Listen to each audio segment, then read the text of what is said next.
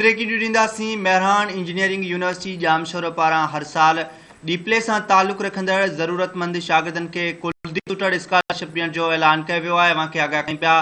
Mehran university जे VC doctor ताह Hussain Ali, faculties जे deans, architecture शोबे जे chairman ऐं उस्तादनि सां गॾिजी सरगवासी शागिर्द कुलदीप कुमार सूटड़ जे विछोड़े ते संदसि क्लास फेलो सां क्लास में ॾुख वंडियो आहे। उन मौक़े ते वाइस चांसलर कुलदीप सूटड़ स्कॉलरशिप ॾियण जो ऐलान कयो आहे। उन सां गॾोगॾु चयो आहे कुलदीप कुमार रज़ाकाराना कमु करण ऐं ॿियनि जी मदद करण जो जज़्बो रखंदड़ हो। कुलदीप जे नाले सां पॉइंट बस जे इंतज़ार में बीहंदड़ शागिर्दनि जे छांव लाइ हिकु छटी वारी बैच ठाराई वेंदी।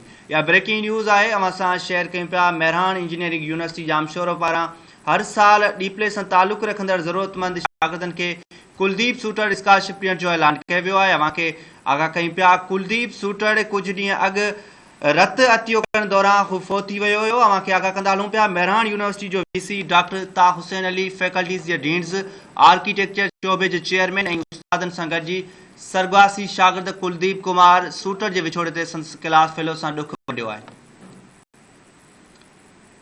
अव्हांखे आगाह कंदा हलूं पिया। उन मौक़े ते वाइस चांसलर कुलदीप सूटड़ स्कॉलरशिप जो ऐलान कयो आहे। उन सां गॾोगॾु कुलदीप कुमार रज़ाकाराना कमु करण ऐं ॿियनि जी मदद करण जो जज़्बो रखंदड़ हो। कुलदीप जे नाले सां पॉइंट बसनि जे इंतज़ार में बीहंदड़ शागिर्दनि जे छांव लाइ हिकु छटी वारी बैच ठाराई वेंदी।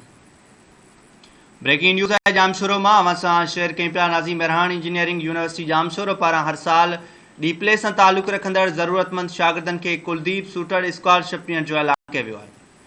अव्हांखे आगाह कंदा हलूं पिया। 11 अगस्त ते मेहरान यूनिवर्सिटी में रज़ाकाराना तौरु रत ॾियंदड़ कुलदीप सूटड़ जो वाक़िअ मौत थियो हुयो। उन खां पोइ मेहरान यूनिवर्सिटी जे वीसी डॉक्टर ताह हुसैन अली, फैकल्टीज़ जे डीन्स, आर्किटेक्चर शोबे जे चेयरमैन ऐं उस्तादनि सां गॾिजी सरगवासी शागिर्द कुलदीप कुमार सूटड़ जे विछोड़े ते संदसि क्लास फेलो सां ॾुख जो इज़हार कयो आहे। अपडेट मालूम कंदासीं। असां टेलीफोन लाइन ते मौजूदु आहे जामशोर मां रहीम बख्श बलोच। जी रहीम बख्श, आगाह कजो। मेहरान यूनिवर्सिटी पारां कुलदीप कुमार सूटड़ स्कॉलरशिप ॾियण जो ऐलान कयो वियो आहे।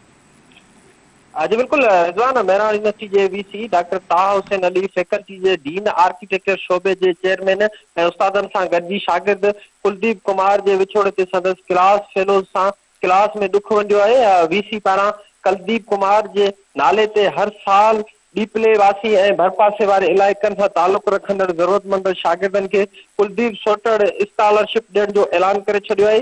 वीसी पारां जेको वीसी चयो आहे त कुलदीप कुमार जे नाले सां पॉइंट बस जो इंतज़ार में बीहंदड़ शागिर्द ऐं शागिर्दनि जे छांव लाइ छटीअ वारी बेंच ठारायूं पिया, जेका कुलदीप जी यादि खे ताज़ो कंदी आहे। कुलदीप रज़ाकाराना कमु करण ऐं ॿियनि जे मदद जो जज़्बो रखंदो हो। कुलदीप शागिर्दनि जे मदद लाइ सीआर तौरु पंहिंजूं ख़िदमतूं अर्पियूं हुयूं। शागिर्दनि जूं हिक ॿिए सां जज़्बाती वाबस्तगियूं यादूं हूंदियूं आहिनि ऐं उस्ताद पिणु शागिर्दनि सां ईअं ई जुड़ियल हूंदा आहिनि। जी ठीकु आहे, वॾी महिरबानी रहीम बख्श तफ़सील ॾिना।